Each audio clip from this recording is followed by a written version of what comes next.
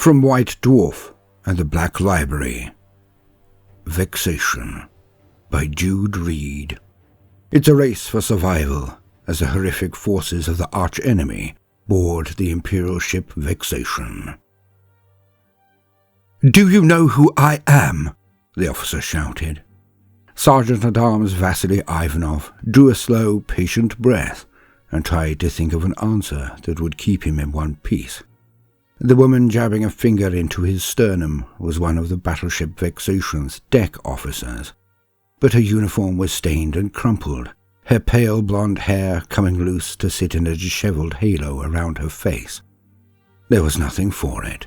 Answer and risk a flogging, or stay silent and be assured of one. "Forgive me, honoured officer, I do not." He had more important things to worry about than stroking the woman's ego. The narrow passageway was jammed tight with bodies, his breacher squad doing their best to keep the jostling mass under control to evacuate the compartment in good order. The ship's drums had been beating to quarters for 72 hours, the thud of wood on hide reverberating in time with the pounding in his skull. Her finger jabbed again. "My name is Commander Emiliana Orgavana Senyavina, second officer, and I order you to escort me to the auxiliary bridge." Ivanov turned his broad back to the flow of bodies and guided the officer to stand between him and the wall. "Honoured Commander, my squad and I are evacuating this compartment on the express orders of the Lord Captain. The Lord Captain is dead."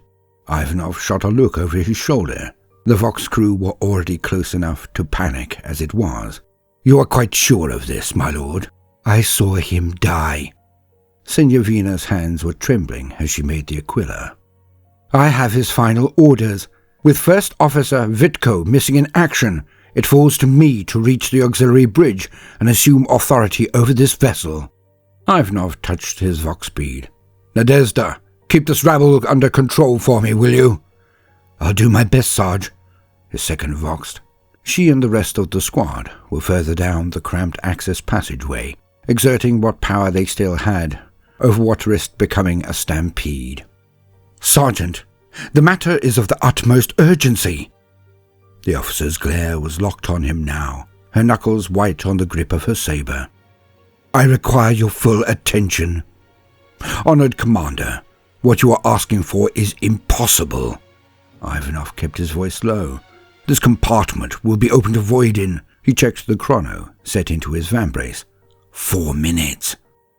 "We're running out of time, Sarge." Unease was creeping into Nadezhda's usually good-natured voice. "We need to clear this deck." "How many crew still inside?" Ivanov asked. There was a pause before she answered. "Hundreds at least, but—" "Understood. Fall back on my position. We'll withdraw to the bulkheads and seal them." He rubbed his eyes.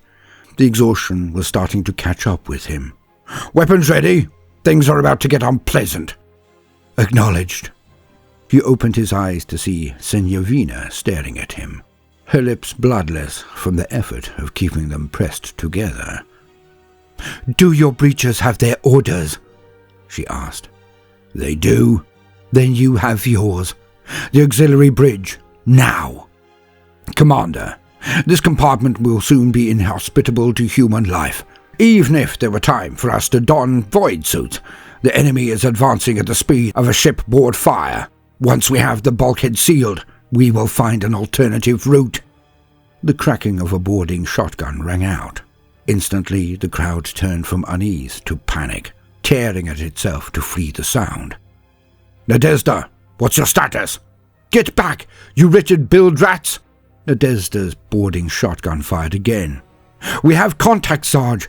The enemy's in the compartment and— Holy Throne!" The crew were in full stampede now, a terrified herd pushing forward in desperation. Ivanov grabbed Senyavina by the arm and tried to steady her, but the mob was forcing them back. "Nadezhda!" There was no reply. The compartment was full of the crowd's roar, individual voices rendered indistinct by the terror they shared. He forced a step against them. His squad were in there. The lights went out, A gust of putrid air billowed down the passageway, filling the atmosphere with the taste of spoiled meat. Some screamed, and the crew came to panicked life again as the emergency lumens turned the world crimson. Loyalty or duty? The old choice, and no victory to be had with either. There was no pressing deeper into that compartment now. Nadezhda and the rest of his squad were going to die. "Honored Commander, with the greatest of respect, move!" He grabbed her arm and dragged her towards the internal void locks. A crewman stumbled and fell in front of them, and Ivanov ran him over without breaking stride, the man's ribs crunching under his boot. "The void lock! Seal it!" Ivanov shouted to the tech priest standing by the bulkhead's rune pad. She raised her head sharply, two round augmetic eyes giving her an expression of startled shock. "Sergeant at Arms." There was no urgency in her mechanical voice. "It is not yet time." "Override the timer."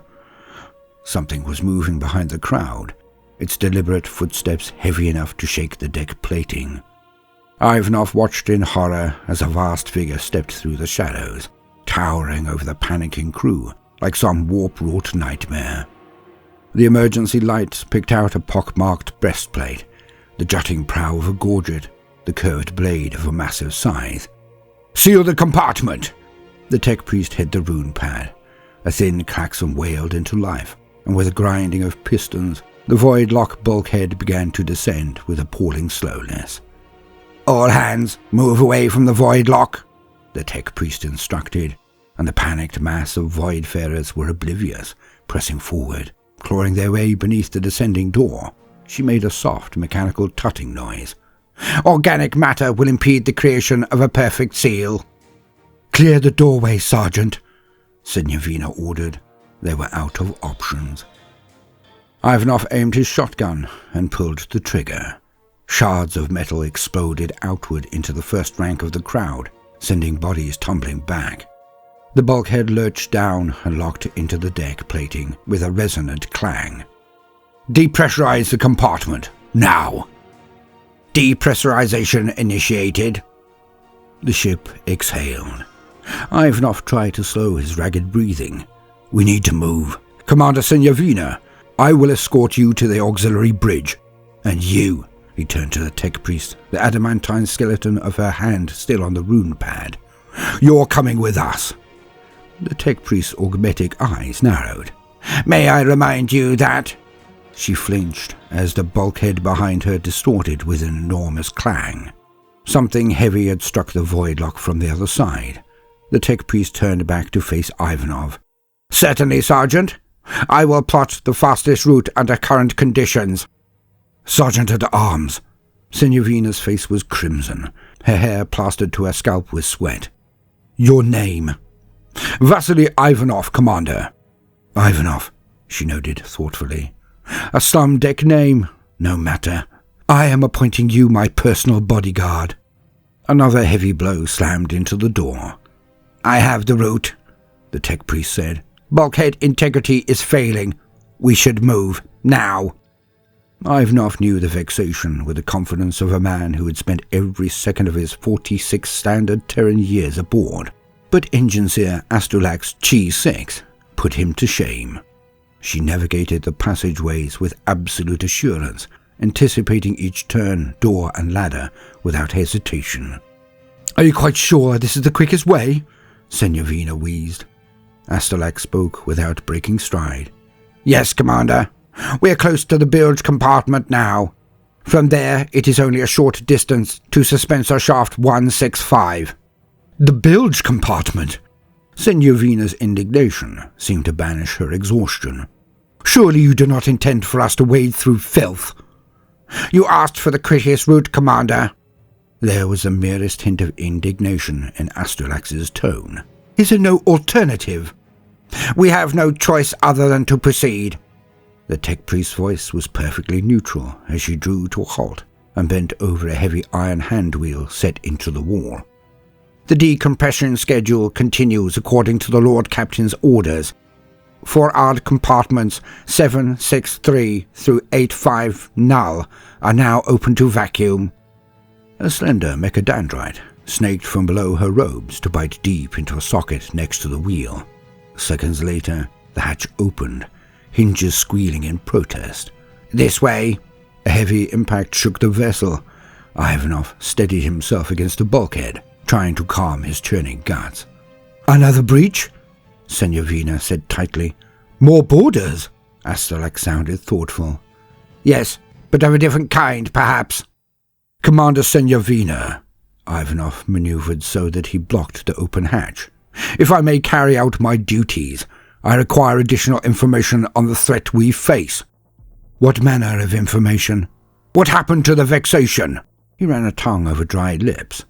"One moment we were in the warp, the next we're in real space under heavy assault." "A breacher needs only to obey," she returned. For a moment, Ivanov thought that was all she had to say, but then she sighed and continued. "We ran into a warp storm.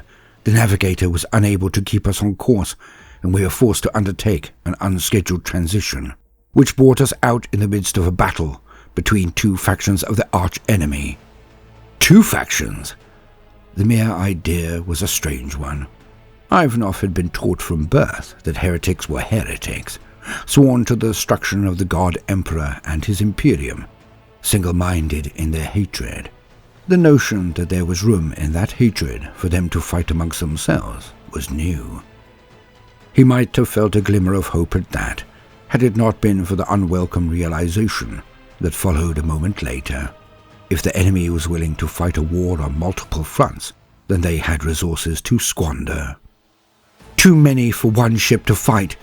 The Lord Captain thought at first we might escape their notice by fleeing the area, Senyavina scoffed. And then the torpedoes hit, to contaminate us with their filth. Another shudder passed through the Vexation's hull, setting the emergency lumens flickering. "What was that?" "A torpedo, Sergeant," Asterlak said. Bright binaric runes were flickering over her eye lenses, displaying their message at incomprehensible speed.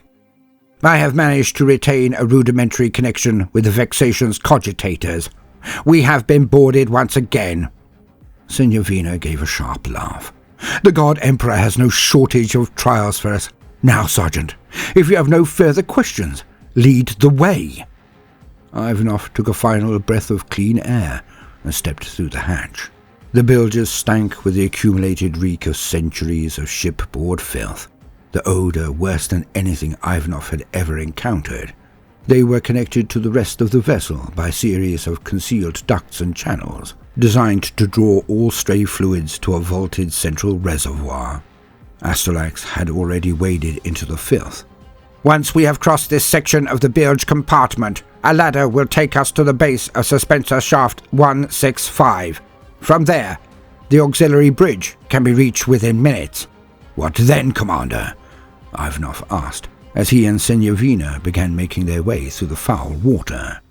"We open and enact the captain's final orders," Senyavina said without turning, "whatever they may be." Ivanov stopped. "You don't know them?" "Of course not. They are sealed in the auxiliary bridge. Its doors open only for the highest-ranking officer alive on board." "And if the orders are not there?"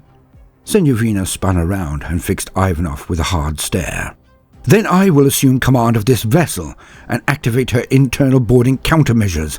The Lord Captain acted too slowly in initiating them."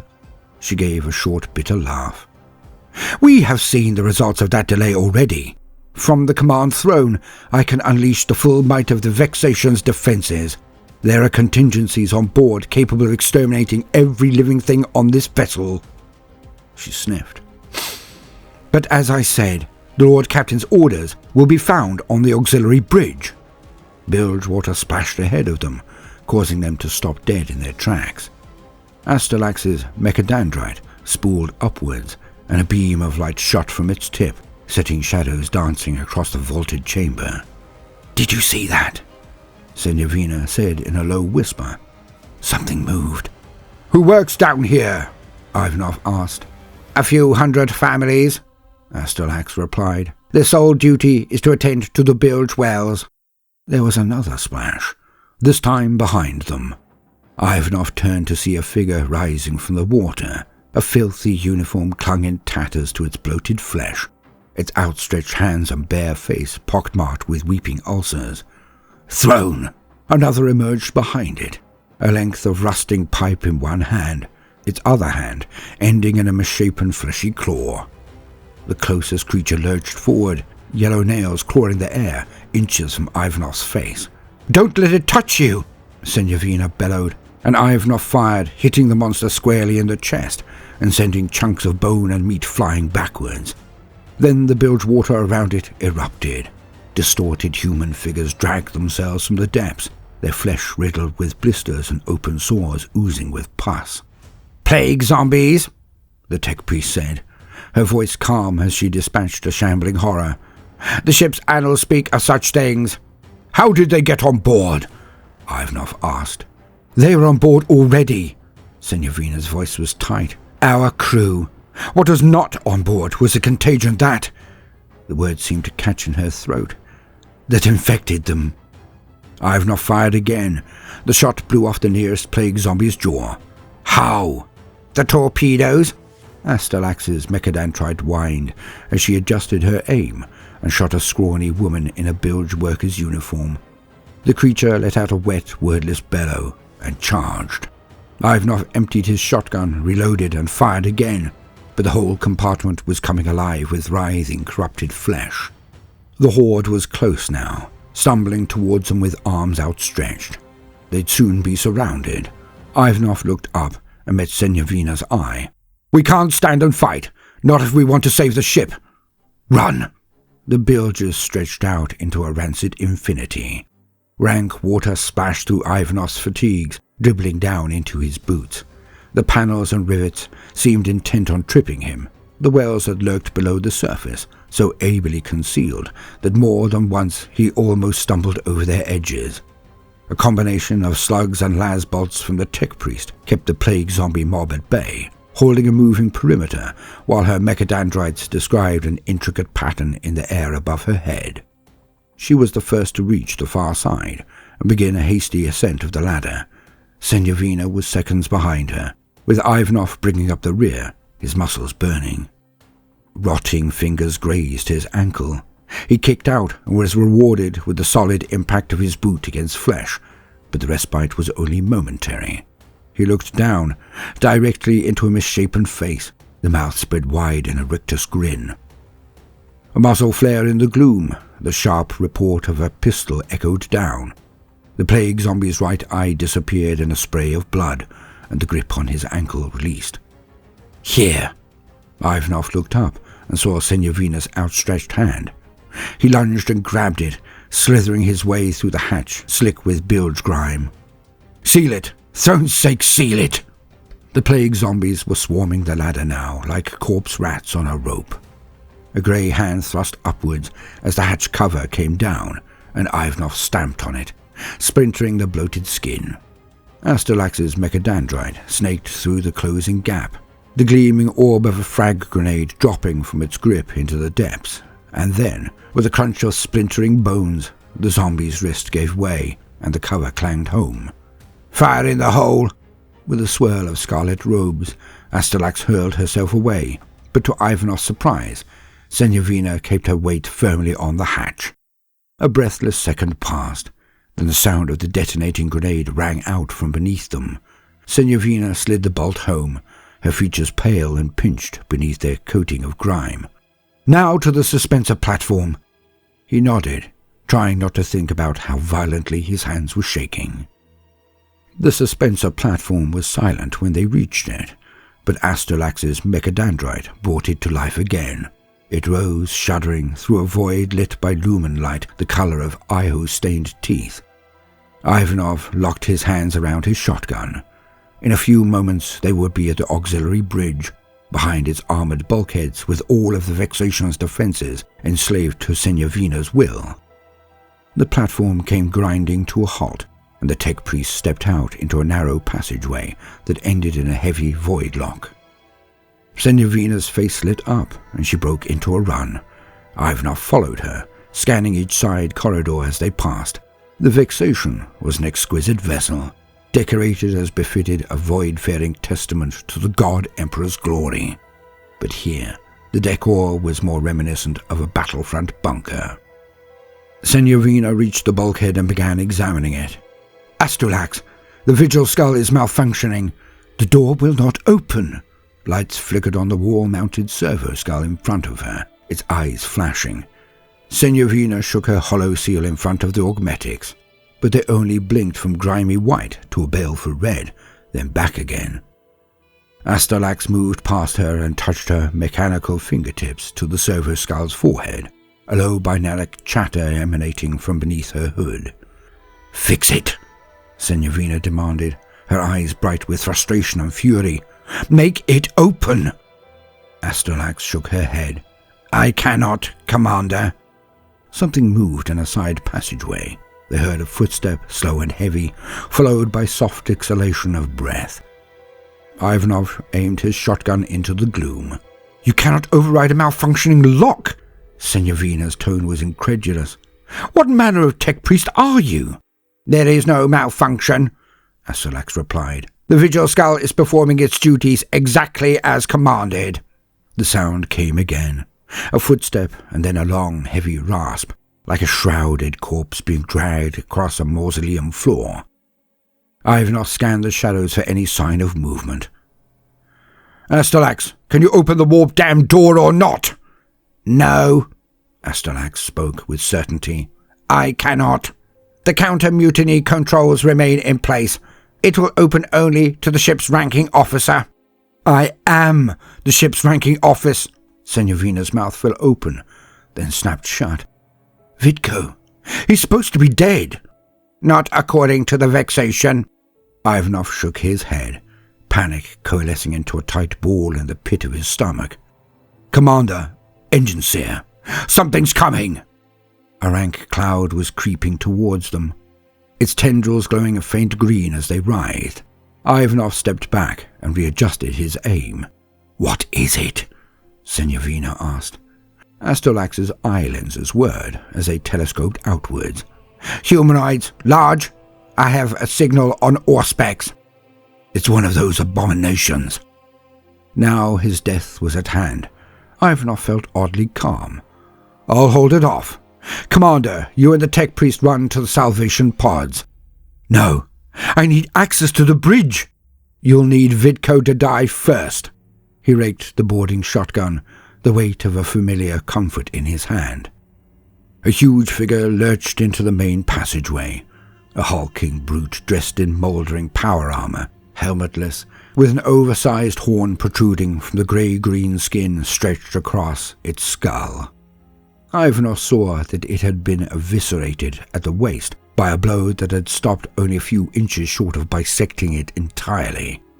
Bloated guts unspooled to tangle around its feet, the behemoth shambled towards them, the massive power axe in its right hand raising sparks as it dragged along the deck plating. "Saints of the Void, preserve us!"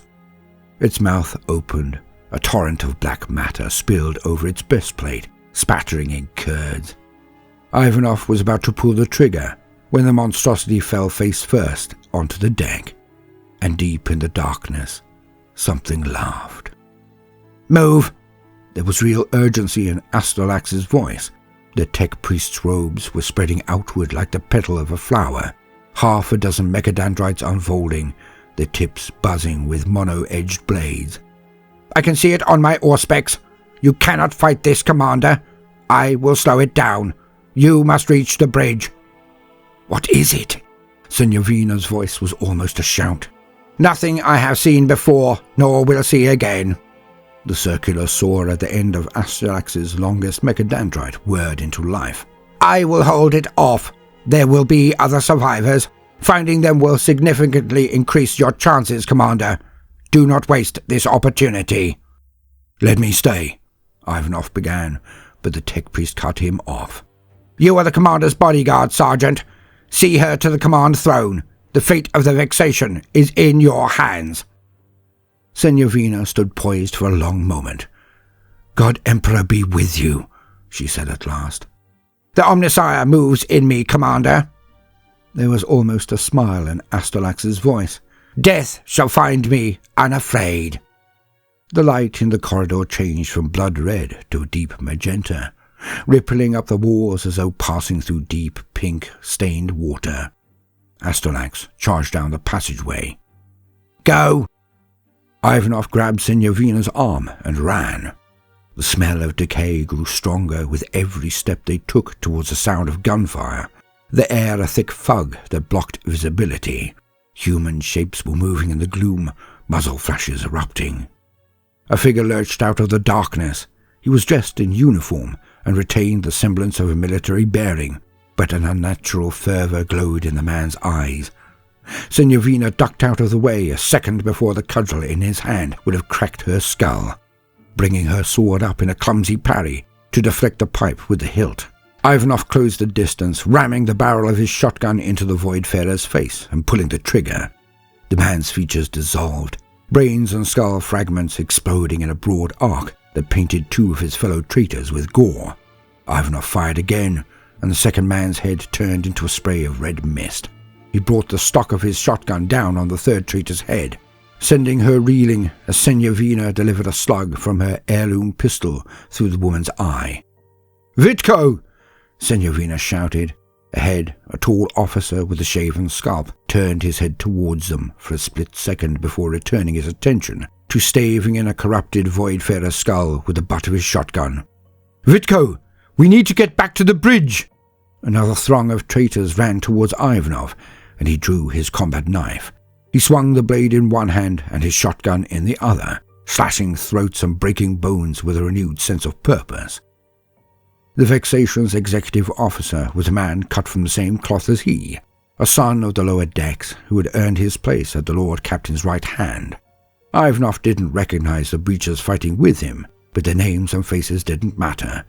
Vitko and his squad were alive, and the odds had changed in their favor. "How do I know you aren't one of them?" Vitko's voice cut across the sounds of battle, his aristocratic diction slipping away to reveal the downship accent beneath. "Traitors everywhere!" "Think, throne rot you!" Senyavina said, as she took the head from a traitor voidsman with her sword. "Do I look like I'm here to kill you? We're on the same side." "If we're on the same side, then help me!" Vitko smashed his shotgun into the head of the nearest traitor, then punched his combat blade through the right eye socket of the next. "We need to get to the gun cutters! Those bastards are blocking the way!" Ivanov took down another traitor, and they darted through the gap in enemy ranks, so they were fighting shoulder to shoulder with the executive officer and his forces. "Yuri, forget the gun cutters," Senyavina said. "The Lord Captain is dead. We need to get back to the auxiliary bridge. You have to open the door." "He's dead?" Vitko paused, his brow furrowing in surprise. "The main bridge was overrun." She glanced at Ivanov. "And I have no desire to repeat that experience here." Something changed in Vitko's bearing. His hand went to the vox bead in his ear. "Sergeant, take Squad Primus and continue with your mission. Destroy the gun cutters and any other remaining exit routes from this vessel. Squad Secundus, with me." "Throne be praised." There was genuine relief in Senyavina's voice as they pulled back from the battle line. "Quick, we have a clear route to—" "The bridge officers," Vitko snapped. "Did any survive?" Senyavina shook her head. "No, all dead, like the Lord Captain." "I should have known." Vitko started running, his squad moving in formation at his side. "We'll make those bastards pay for his death." "They're not just fighting us," Senyavina managed, struggling to keep pace. "They're fighting each other. We can use that to our advantage." Vitko barked a mirthless laugh. "The Vexation's nothing but a playground to them. The warp is open, and all its fiends are walking aboard." The words sounded like a quotation from some ancient manuscript, but Ivanov had no idea which one. "The God Emperor has forsaken us." "No," Senyavina's voice was resolute. "The God Emperor keeps faith with those who keep faith in him. Spare me your warp-damned catechisms. 2 fleets of the arch-enemy locked in combat, and we find ourselves in the midst of it. Even with the whole battle group, we'd have struggled to defeat one of them, and here we are, stuck between the two. Those plague-ridden horrors and—" he physically shuddered— "the others." "Pull yourself together," Senorina said, and shook her head in disgust. "Or at least have the good grace to put a bullet in your brain, so I can access the bridge myself." A sweet floral smell hit Ivanov's nostrils. He loaded his weapon, his head suddenly swimming. "They're coming, my lords." Vidko raked his shotgun. "Of course they are. Squad, stand ready to repel boarders." "Yuri, this is no place for a last stand." "Don't you think I know that?" Vidko's voice rose once again to a shout, and Ivanov had a sudden awareness of how close the officers were to snapping entirely. "Squad Secundus, hold this position. Sell your lives dearly. Make them pay for every inch of ground.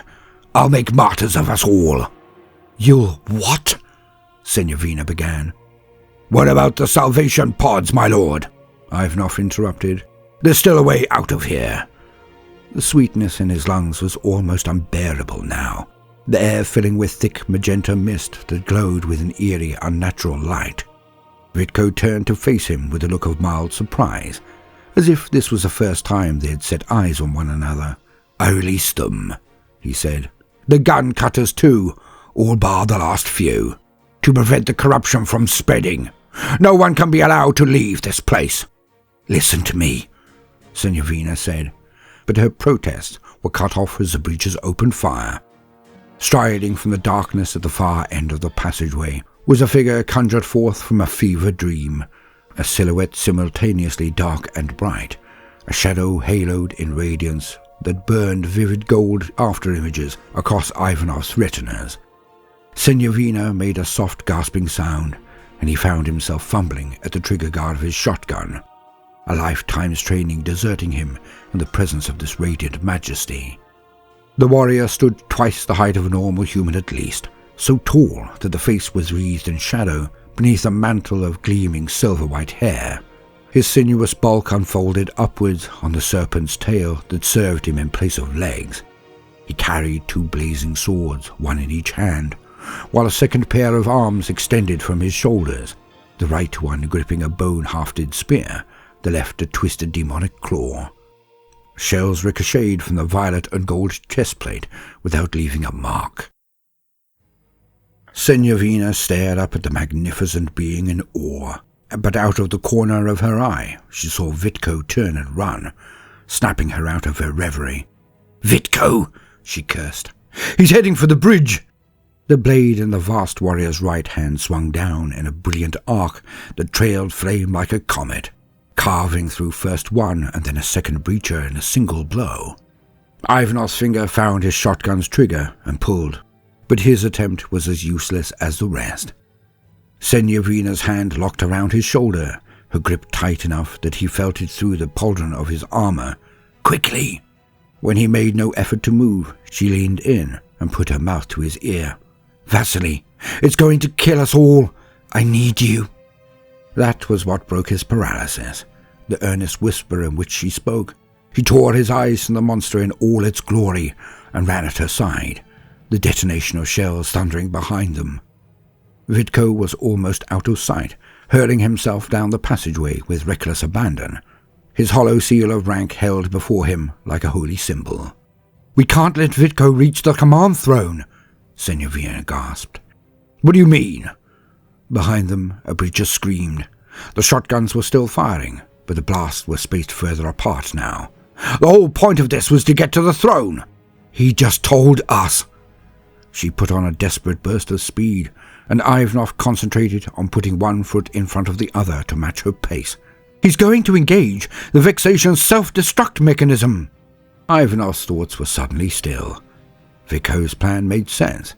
The horrors on board were too great to be allowed to live. Better they should all perish than that demigod set foot on planetary soil. It would be a fitting end for Ivanov too. The Vexation was where he had taken his first breath. Here he would take his last. "It's an order!" Senorina's voice snapped him back to alertness. They were almost at the entrance to the bridge now. Up ahead, Vidko was raising his hollow seal to the vigil skull beside the door.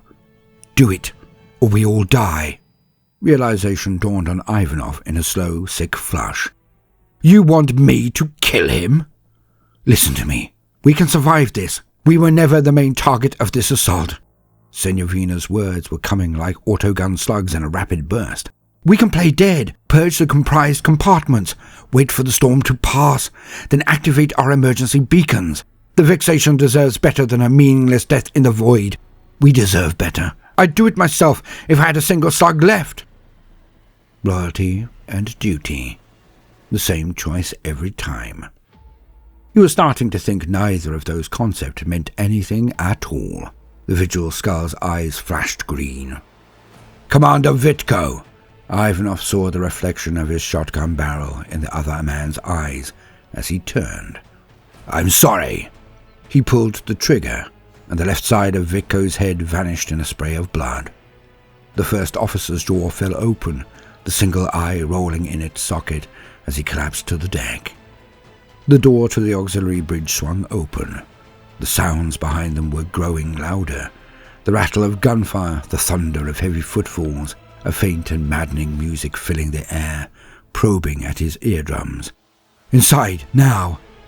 Ivanov had been on this ship's primary bridge often enough that he could appreciate the contrast between it and the auxiliary bridge in which he now stood.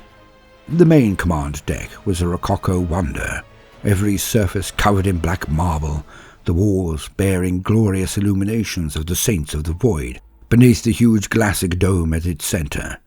There the Lord Captain's command throne sat on a huge dais at the heart of the room, every inch chased and filigreed in gold. This was entirely different. The Void Lock's inner door shut behind him, followed by the pistol crack of the solenoid bolt slamming home. The air smelled of dust and embalming fluid, every cogitator array in the room bound to a shambling servitor by cables implanted in their shaven skulls. Only the throne was decorated, a huge double-headed eagle on the back of two golden manacles, one on either armrest, the inner surfaces studded with sharp-ended neural connectors. Senorina lowered herself into the chair and plugged the cables into the mind impulse unit at the base of her skull. The manacles snapped shut around her wrists, and her eyes rolled back in her head to reveal featureless white sclerae. Something slammed into the bulkhead, hard enough to set the data looms shaking on their strands. Senorina didn't react. Commander, something's outside! Ivanov loaded the final shell into the breech of his shotgun and aimed at the void-locked door. What would come through it? He wondered. The rotting monstrosities, or the magnificent horror in gold and purple? Senorina's concentration was absolute. Surviving crew complement at 48%. Forward compartments decompressed, activating internal defenses. Stand ready to fire the internal heavy bolters on my command. The commander's teeth were clenched, veins standing out on her sweat-beaded forehead, as though she were locked in bodily combat instead of sitting in a command throne. In the God Emperor's name, give fire! A deafening barrage of gunshots shuddered through the Vexation. Even in the void-sealed bridge, it was as if Ivanov stood at the heart of a storm of lead and steel, every surface vibrating in time with detonation after detonation, each one threatening to tear the ship apart. After what felt like half a lifetime, the gunfire ended, and then the silence was filled by a series of thunderous decompressions as each compromised compartment evacuated its atmosphere into the void. For the first time since its creation, the Vexation was still. God Emperor, we give thanks! Senorina began, then stopped abruptly as a glowing point of light appeared on the door. The tip of a huge white-hot sword pierced the foot-thick metal plating, which melted in rivulets. That's not possible. Nothing could be alive out there. A valiant effort. The voice was rich, mellifluous, reverberating through Ivanov's chest into his soul. The door flew apart. The air was thick with the scent of roses, billowing in great clouds from a massive figure so radiant it hurt Ivanov's eyes. The colossal serpent warrior loomed over him, a vast pair of leathery wings unfurling from armored shoulders, rising up and out in a mantle that seemed half diabolic and half divine. Then they folded away with a thunderclap to reveal the host of warriors behind him. Their armor glowed in a vivid magenta. Some wore plumed helms, while others had their heads bare to reveal eerily beautiful faces. But it was their leader's face that stole the breath from his lungs. It was the face of a living god. Violet eyes gazed down at him with serene indifference, the hair a perfect white snowfall framing cheekbones that could cut armor glass. One of the bridge's servitors was weeping tears of blood, while another was in the process of clawing at its head, pulling long strands of wire out from its cortex. One shell left. Ivanov worked through his options, put the muzzle of his gun into his mouth, or enact a final act of futile defiance. Kneel. Ivanov's legs obeyed without the need for conscious thought. Halt immediately! Senyavina's eyes were half open, blinking furiously with the attempt of balancing her own sensory input with that of the gigantic void craft. But her voice was resolute. My name is Commander Emiliana Olgavana Senyavina, master and commander of this vessel. You are on my bridge. Stop where you are, or I will consign my void ship to oblivion and destroy us all.